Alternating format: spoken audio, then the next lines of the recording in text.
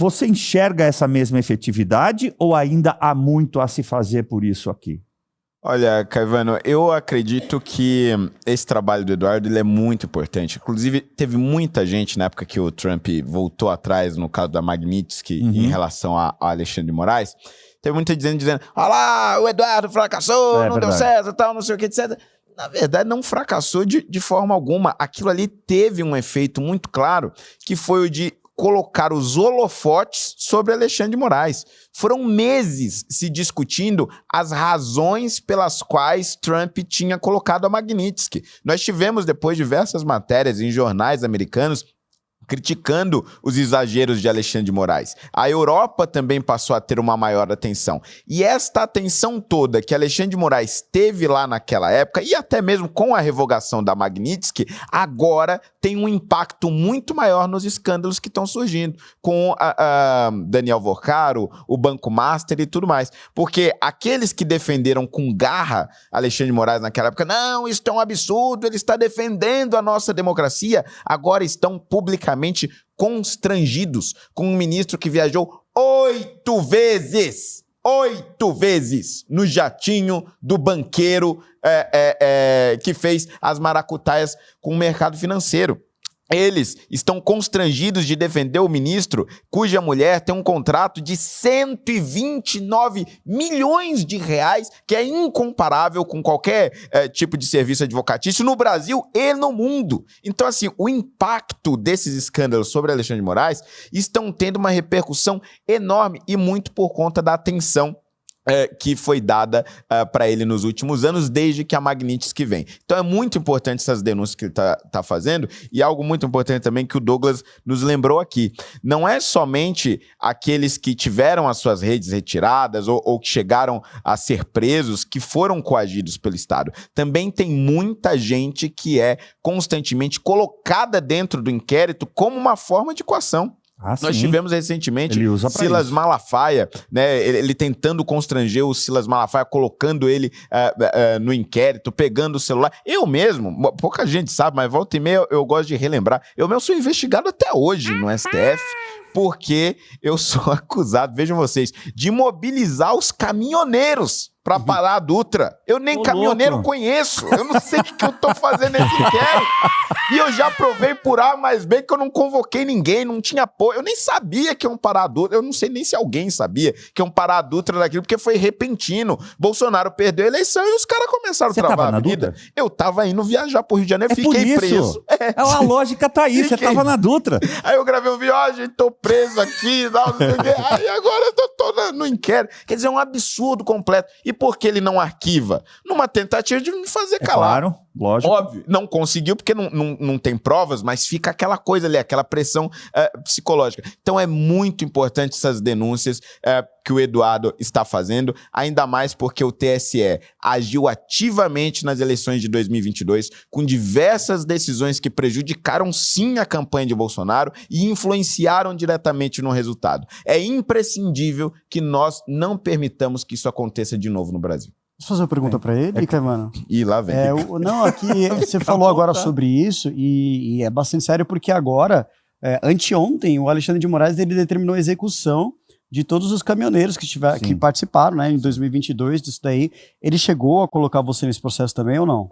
Não, por enquanto não. Ele já pediu esclarecimentos, já esclareci. A PGR já recomendou arquivamento. A PF já recomendou arquivamento. Sim. Ele não arquiva, ele manda voltar. Porque foi uma coisa assim, surreal. Ele está cobrando por CPF.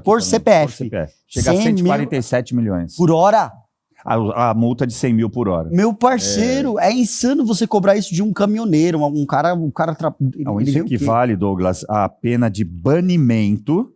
Porque imagina, você sendo um caminhoneiro, você tomando uma multa dessa, você vai conseguir ter conta em banco? Nunca. Você vai viver às custas de outra pessoa. Sempre. Né? Você vai usar o CPF dessa pessoa. Então isso equivale à pena de banimento. Sim. E no artigo 5º, inciso 47 da Constituição Federal, a linha D, isso é vedado, ou seja, é proibido.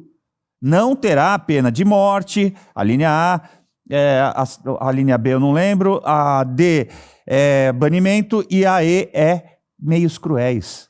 E a gente pode colocar os dois da mesma forma. o banimento e ainda por meios cruéis, porque 147 milhões, o cara não, ele tem que viver umas 12 vidas para tentar ganhar algo nesse sentido. Então, não tem similar, não, como ele usou o termo na oportunidade anterior, não há nada similar, comparável ao que está acontecendo em relação a Alexandre de Moraes. Absurdo. Mas eu queria te ouvir um pouco mais em relação a essa questão do Eduardo Bolsonaro e deixo aqui não só nossos parabéns, como fez aqui o Holiday também, mas a nossa admiração, porque eu não conheço e gostaria de ouvir de vocês que já fizeram parte do meio político, se vocês já tinham ouvido falar de alguém que tivesse aberto mão de todas as suas regalias, salários, a sua proteção, para poder ir embora para dizer e proteger o que está, né, dessa maneira, proteger o brasileiro, dizendo lá fora o que está acontecendo, as violações de direitos humanos que acontecem no Brasil. Não consigo, pelo menos, a história do Brasil recente, eu não consigo me lembrar de absolutamente ninguém que tenha feito isso. O Eduardo Bolsonaro, ele foi muito corajoso ao tomar essa atitude, e principalmente quando se trata do histórico que ele deixa para trás. O que ele deixa para trás aqui no nosso país? Ele deixa família, porque os pais dele ficaram aqui, os irmãos dele ficaram aqui, parte da família dele ficou aqui, ele, graças a Deus, conseguiu ir com os filhos e com a esposa, porém toda a história da vida dele ficou aqui no Brasil. Então, quando ele vai, ele abre mão de muita coisa. Não pensem os senhores que ele tomou essa atitude fácil, ou simplesmente foi da noite para o dia que resolveu fazer isso. Não. Para fazer isso tem que ter assim, um nível de sacrifício muito grande. E eu tomo couro aqui, junto com o Fernando Holiday, quando falo sobre a questão do trabalho do Eduardo Bolsonaro. Muitas pessoas falam, o Eduardo fracassou. O Eduardo fracassou? Será mesmo que o Eduardo fracassou? Porque assim, se o Eduardo fracassou e o trabalho dele não teve resultado, então todo esse processo que estão abrindo contra ele é absolutamente inócuo. Deviam ser arquivado para ontem, porque, sinceramente, coação pelo quê? Qual foi o objeto da coação? O Eduardo, ele trabalhou ameaçando quem? O Eduardo, ele não fez nada mais do que denunciar abusos de direitos humanos que estavam acontecendo aqui no Brasil. E que, no entendimento de, por exemplo, se você pega aí, num passado não tão recente, mas aconteceu, da Gleisi Hoffmann, que foi na Al Jazeera, que foi uma TV muçulmana, denunciar coisas que aconteceram, no entendimento dela, abriu denúncias contra ilegalidades, entre aspas, né, que aconteceram aqui no Brasil durante o processo de impeachment da Dilma e a prisão do Lula. Então, assim, parece que nós temos 2 pesos e 2 medidas rolando aqui no nosso país. O trabalho que o Eduardo desenvolve hoje é um trabalho de coragem, é um trabalho que precisa ser reconhecido e é um trabalho que exige grande sacrifício, porque não é uma coisa que qualquer um estaria disposto a fazer. Isso mudou completamente a vida dele da água para o vinho. E assim, a gente precisa trabalhar muito para a mudança desse Senado desse ano, Caivano, porque se a gente não conseguir mudar o Senado nesse ano, eu tenho minhas dúvidas com relação ao retorno do Eduardo Bolsonaro aqui para o Brasil. Fica extremamente difícil voltar com a composição do STF do jeito que está hoje. Tem razão. E só o fato dos Estados Unidos terem lançado mão desse documento, né, isso mostra para a comunidade internacional que está acontecendo aqui. Essa é a importância desse documento. E isso já mostra, então, que o trabalho dele teve resultado. Esse é o primeiro ponto. O segundo o fato do Eduardo Bolsonaro estar banido do Brasil pelo Alexandre de Moraes, em virtude desse processo esdrúxulo, como o Douglas falou, já é uma interferência nas eleições.